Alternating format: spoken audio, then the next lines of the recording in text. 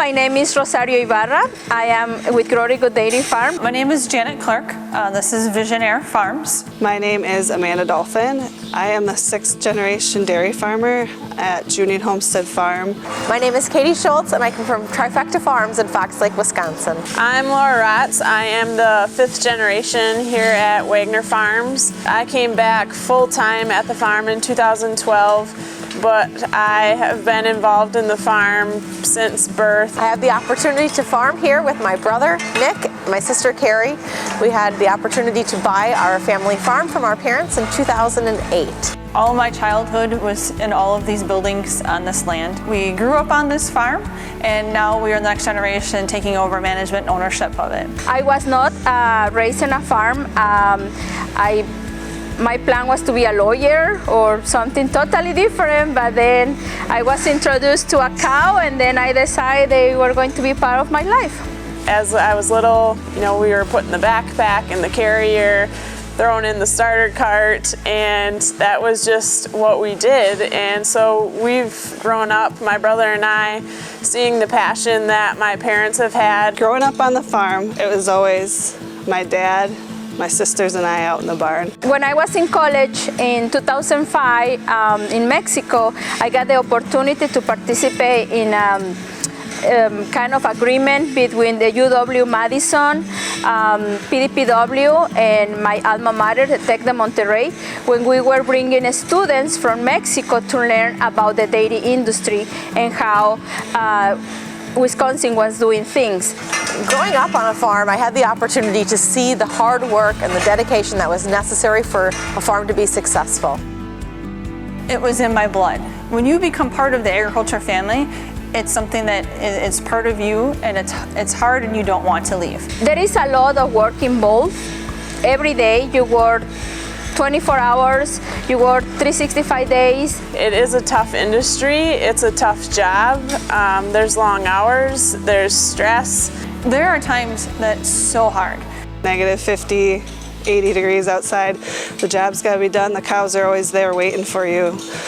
They don't care that it's Christmas. They don't care it's your birthday. You just have to have a passion for it in order to love your job and give it 100%. When it feels like everything is against you, this one, there's death, and you work so hard for the health of your animals, and then to have one still not make it, that wrecks you to your soul. Back in Mexico, it was agriculture is not as open to the woman like it is here in Wisconsin. The dynamic of men and women in the dairy industry seems to be changing.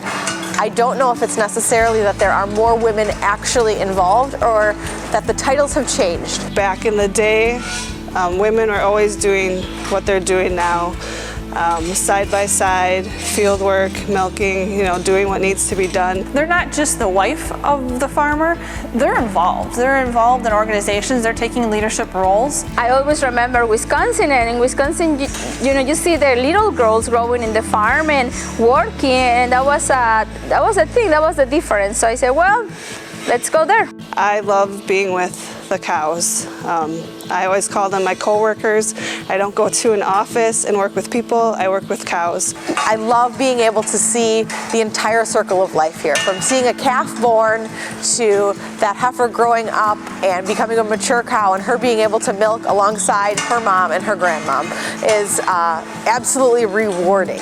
That to me is a gift that not many people get to see or to participate in. Another aspect that makes this really important for me is being able to work alongside my family. The things that I wish I knew more of were how to balance my family life with my farm. That is a challenge because I'm, not only am I a wife, I'm also a mother. To be able to see my children grow and learn what they're learning on a farm is the best gift that I can give them as a parent. There is a lot of people that want to be part of this industry. We just need to give them the opportunities. I not only think it's important for women to have their voice heard, but for men as well.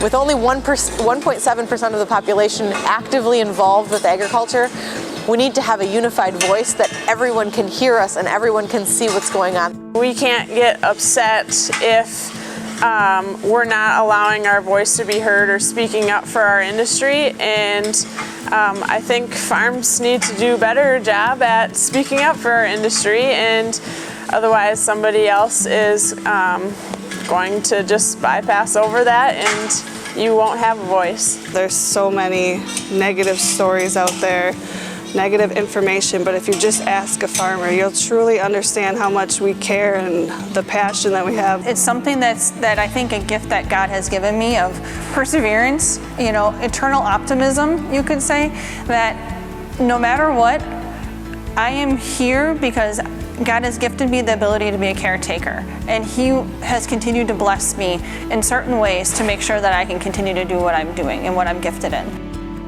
It's rewarding to be able to know that you are literally feeding the world. Anything is possible in agriculture and anything is possible in the dairy industry.